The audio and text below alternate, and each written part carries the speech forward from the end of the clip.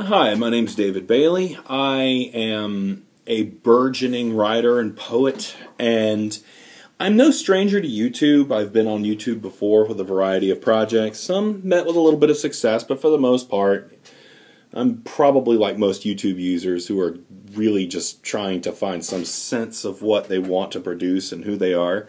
So I want to begin with a new experiment in poetry. And basically, to explain what it is I'm trying to do here, I've been very, very conflicted about poetry, its nature, and whether there's any place for it in the modern world. No one really reads poetry anymore. And when people do read poetry, it's typically eyeliner, wispy-haired emos like, "My heart is full of feeling and desire, and everyone thinks that I am the darkness." And it's like, I don't know, like, I get it, but I mean, poetry can be playful, poetry can be interesting, but for the most part, when you look at what people are putting online, poetry is mostly just garbage, and again, nobody reads it. So one of the things I've been really wanting to wrestle with would be to find a way to write and share poetry that might actually excite people and get them engaged. That's probably one of the hardest things that I could ever do. So I've been watching a lot of professional wrestling.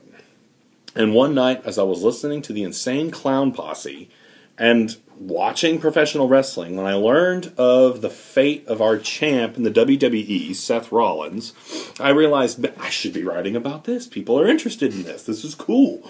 I mean, not to say that I want to, siphon off any popularity straight from the WWE. I mean, if I release anything about wrestlers, it will be in an ebook that is completely 100% free because that's like, not my intellectual property. So this is completely just casting my hopes to the wind. Now, Seth Rollins was just a character that you love to hate. He was ridiculous. He was cowardly. And now that he's lost the title because of his injury, I'm like, man, I wanted to see him lose it legitimately, I wanted to see, a constructed, heavy narrative that would have been just, it brought me a lot of satisfaction if I'd actually gotten to see Seth Rollins lose that belt. Now here I am ruining my poem by taking too much time to introduce it. So without further ado, no more explanation, here is my poem about Seth Rollins and his injury. For a champ, fallen too soon. A heel in the truest, most infuriating sense.